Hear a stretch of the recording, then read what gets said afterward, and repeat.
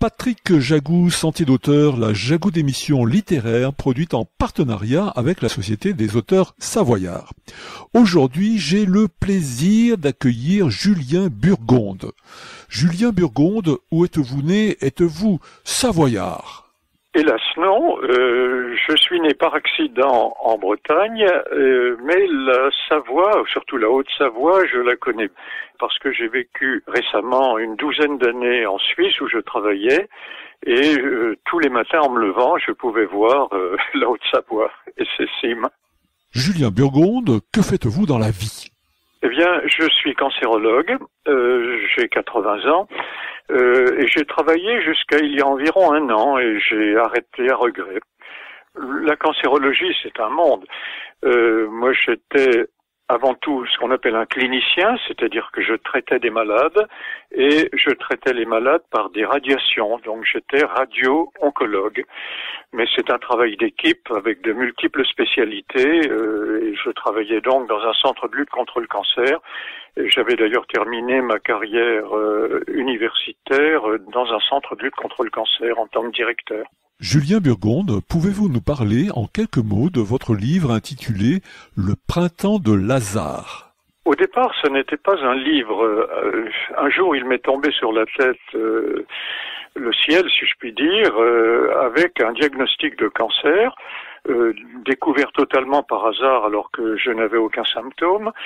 Et j'ai bien sûr connu, c'est un bouleversement majeur, et j'ai compris plus ou moins consciemment que je pourrais essayer de m'en sortir en écrivant au jour le jour. Donc je n'ai pas vraiment voulu écrire quelque chose de littéraire, mais simplement écrire au jour le jour ce qui m'arrivait.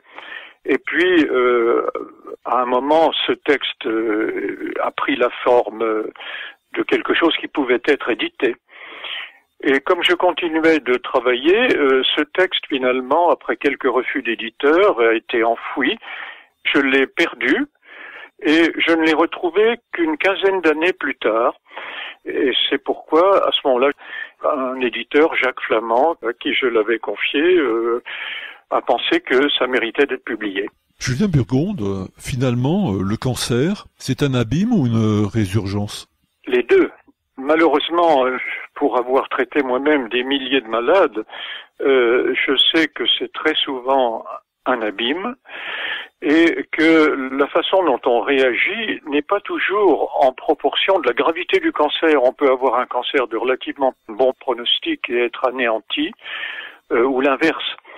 Mais ce que j'ai surtout découvert dans cette maladie, c'est que d'une part, ma condition de médecin, mes connaissances de médecin ne me servaient plus à grand-chose, que je me trouvais même séparé du monde de mes collègues que j'avais fréquentés pendant des années, parce que devenant malade, ils ne se comportaient plus de la même façon vis-à-vis de moi. Et je me trouvais complètement de l'autre côté du miroir ou en dessous du plancher, c'est-à-dire que je ne faisais plus partie du monde des vivants, des bien portants, ni du monde médical. Et j'ai découvert à ce moment-là une autre chose, mais très positive, c'est que devenant un malade, je pouvais accéder à un monde qui m'avait été étranger. Je croyais être un bon médecin s'intéressant à ces malades et je me suis aperçu en étant malade moi-même que il y avait tout un monde que je n'explorais pas, ou pas suffisamment en tout cas. Et cette maladie m'a apporté une immense richesse qui m'a continué d'ailleurs à travailler jusqu'à cet âge avancé de 80 ans parce que j'éprouvais une véritable joie beaucoup plus importante qu'auparavant avec mes patients parce que je les comprenais mieux et j'avais le bonheur de percevoir chez mes patients immédiatement le bien-être que leur procuraient les paroles et la compréhension qui pouvaient être la mienne. C'est-à-dire, Julien Burgonde, que en réalité, vous nous dites que vous êtes devenu finalement un authentique médecin, qu'à partir du moment où vous avez été atteint du même mal que celui que vous soigniez chez vos patients, c'est ça?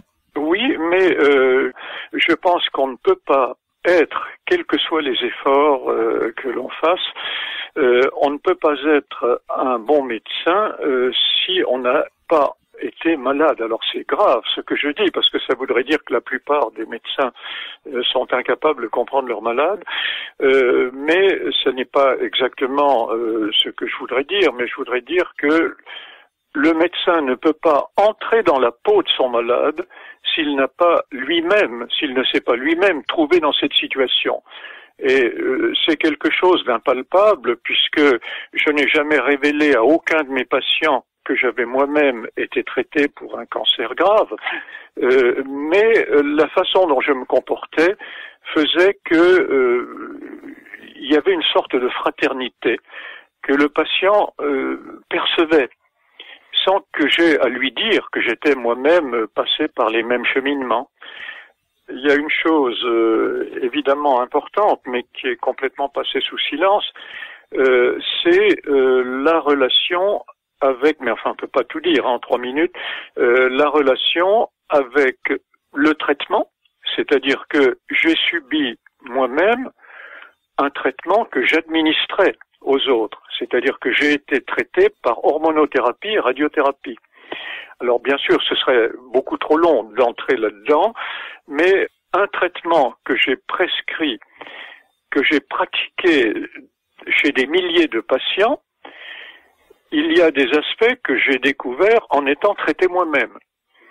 Je passais par exemple sous un accélérateur de particules, j'entrais dans cette salle habituellement, enfin toujours, pour voir mes patients debout avec le patient allongé sur la table, et je n'ai jamais imaginé une seconde qu'est-ce qui pouvait se passer dans la tête de mon patient quand ce monstre tournait autour de lui.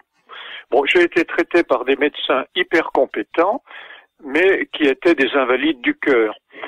Alors ça, je l'ai perçu d'une façon très douloureuse. Et les personnes les plus humbles, c'est-à-dire de simples soignants, de simples techniciens, m'ont apporté un réconfort infiniment plus grand que celui de mes confrères les plus savants. Chers auditeurs, nous parlions aujourd'hui de l'ouvrage de Julien Burgonde intitulé Le printemps de Lazare, postfacé par l'écrivaine Françoise Lefebvre et paru aux éditions Jacques Flamand. Julien Burgonde, je vous remercie. Voilà, Sentier d'auteur, c'est fini pour aujourd'hui. Arvi les amis, et à la semaine prochaine si ça vous dit.